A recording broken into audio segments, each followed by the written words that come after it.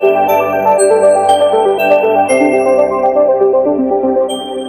les poissons, on va finir avec vous. Alors du coup, ça va être un petit tirage assez rapide en 3 cartes avec ce tarot Zen d'Osho.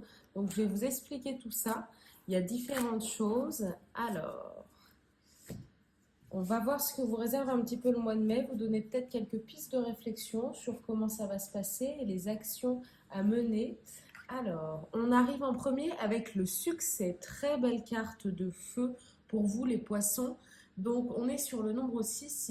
Si ce nombre vous fait écho, c'est encore mieux. Donc, la série du feu avec le diamant rouge ici, c'est pour vous faire passer à l'action. Alors, ce qu'elle dit, cette carte, évidemment, pour l'instant, c'est le succès, c'est un beau mois de mai, c'est un aboutissement, il y a quelque chose qui se passe. On y voit aussi peut-être un petit peu de voyage, mais voilà, il y a quelque chose qui va arriver à son bout, vous allez récolter les fruits de votre labeur. Voilà pour l'instant ce qu'on a. On va tirer les prochaines cartes. J'ai encore celle-là qui me suit. Alors, l'achèvement, encore une fois, on est dans cette idée d'aboutissement. Vous allez mettre la dernière pièce du puzzle à un projet et vous allez être récompensé. Alors, vous voyez, ça se rejoint beaucoup les deux cartes. C'est souvent que le message est assez important à faire passer.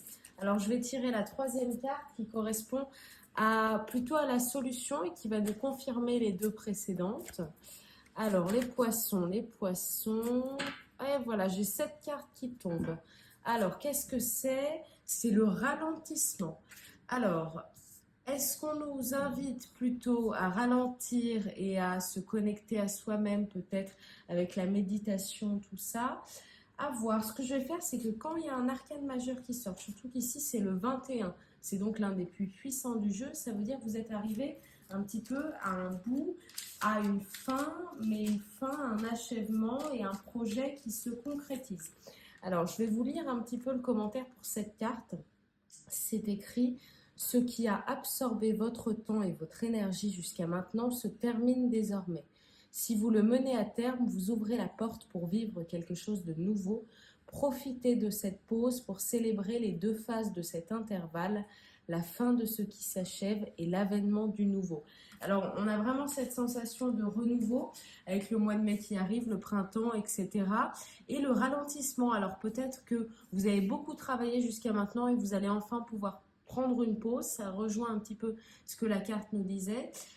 Et vous allez vraiment avoir le succès dans vos projets. Alors, ça peut être dans vos relations, ça peut être dans la vie professionnelle, ça peut être dans la santé, peut-être quelque chose qui se finit, une maladie qui se finit, ou quelque chose comme ça. Alors, le ralentissement, c'est aussi une carte un petit peu majeure du jeu. Donc, je vais me permettre de vous lire un petit peu ce qu'elle nous dit. Alors, le ralentissement, c'est le cavalier de l'arc-en-ciel. Alors, ça nous dit que la méditation est une sorte de remède. Son utilisation est provisoire. Quand vous aurez saisi ce qu'est l'état méditatif en soi, vous n'aurez plus besoin d'adopter une méthode de méditation particulière. La méditation sera omniprésente dans votre vie. Marcher, c'est le zen, s'asseoir, c'est le zen.